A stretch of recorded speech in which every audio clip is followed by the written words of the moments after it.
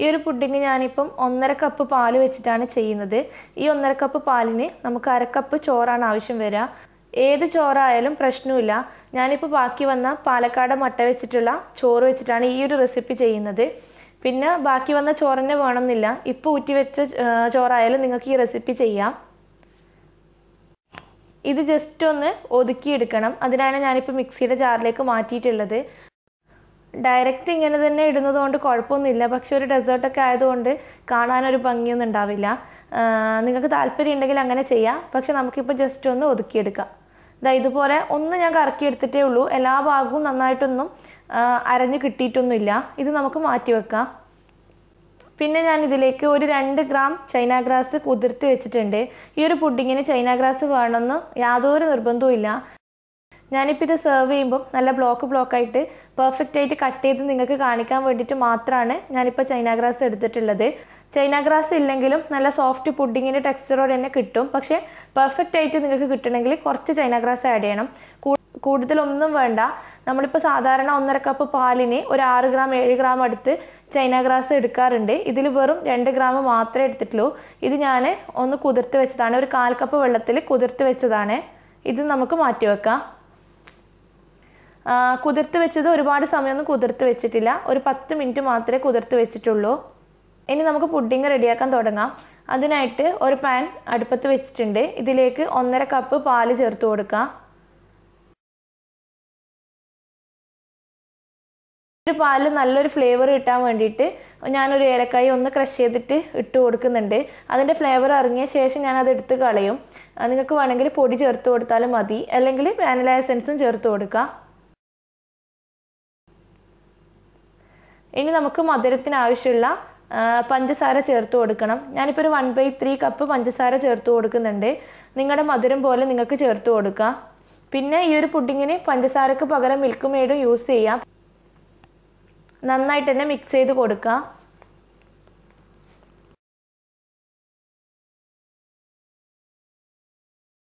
ഈ പാലൊന്ന് ചൂടായി കിട്ടണം. പാല് ചൂടാകുമ്പോഴാണ് നമ്മൾ ചോറ് ചേർത്ത് കൊടുക്കുന്നത്. ഈ സമയത്ത് തന്നെ ഞാൻ ചൈന ഗ്രാസ് ഉരുക്കിയെടുക്കുന്നുണ്ട്. അതിനായിട്ട് ഞാനിപ്പോൾ ഒരു സോസ് പാൻ വെച്ചിട്ടുണ്ട്. ഇതിലേക്ക് നമ്മൾ കുതിർത്ത് വെച്ച ആ ചൈന ഗ്രാസ് ഇട്ട് കൊടുക്കുക. അതിനുശേഷം ലോ ഫ്ലെയിമിൽ വെച്ചിട്ട് ഇതൊന്ന് മെൽറ്റാക്കി എടുക്കണം. ഇനി നമുക്ക് പാല് നോക്കാം. ഇപ്പോൾ പാലൊന്ന് ചൂടായി വന്നിട്ടുണ്ട്. ഇതിലേക്ക് നമ്മൾ ഒതുക്കി വെച്ച ആ ചോറ് ചേർത്ത് കൊടുക്കുക. വേവിച്ച് വെച്ച ചോറായതുകൊണ്ട് ചെറിയ കട്ടകളൊക്കെ ഉണ്ടാവും. ഒന്ന് ഒതുക്കിയെടുത്തതും കൂടിയല്ലേ. അപ്പം നന്നായിട്ട് ഉടച്ചൊന്ന് മിക്സ് ചെയ്ത് കൊടുക്കണം.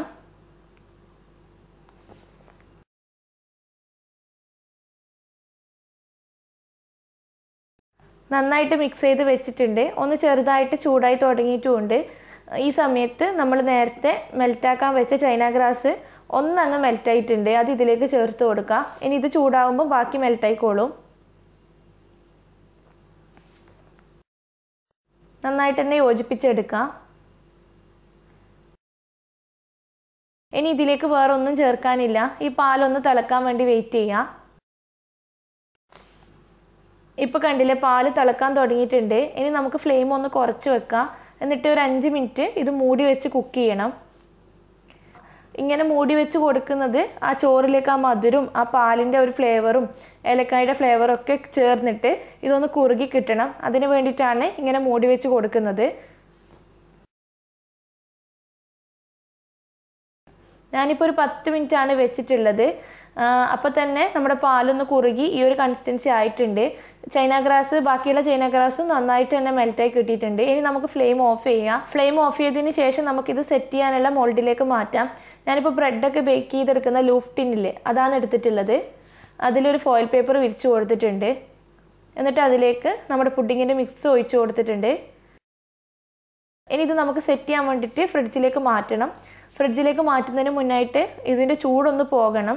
ഒരു 2 മണിക്കൂർ ഫ്രിഡ്ജിൽ വെച്ചാൽ മതി. നന്നായിട്ട് തന്നെ ഉറച്ച് കിട്ടിക്കോളും. ഇപ്പോൾ 2-3 മണിക്കൂർ ഫ്രിഡ്ജിൽ വെച്ചിട്ട് നന്നായിട്ട് ഉറച്ച് കിട്ടിയിട്ടുണ്ട്.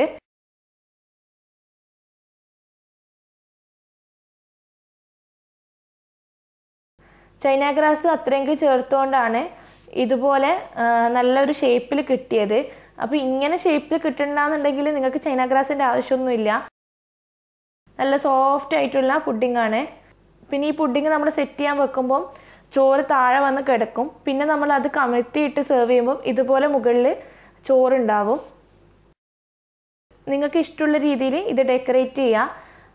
നല്ല ടേസ്റ്റി ആയിട്ടുള്ള ചോറ് വെച്ചിട്ടുള്ള പുഡിംഗ് ആണ്. വായിലിട്ട് അരിഞ്ഞു പോകും, അത്രയും സോഫ്റ്റ് ആണ്. അപ്പോൾ നിങ്ങൾ ട്രൈ ചെയ്ത് നോക്കുക. ചൈന ഗ്രാസ് വേണമെന്ന് യാതൊരു നിർബന്ധവും. പിന്നെ വീഡിയോ ഇഷ്ടപ്പെടുകയാണെങ്കിൽ ലൈക്ക് ചെയ്യാനും ഷെയർ ചെയ്യാനും മറക്കരുത്. സബ്സ്ക്രൈബ് ചെയ്തിട്ടില്ലെങ്കിൽ സബ്സ്ക്രൈബ് ചെയ്യുക. താങ്ക്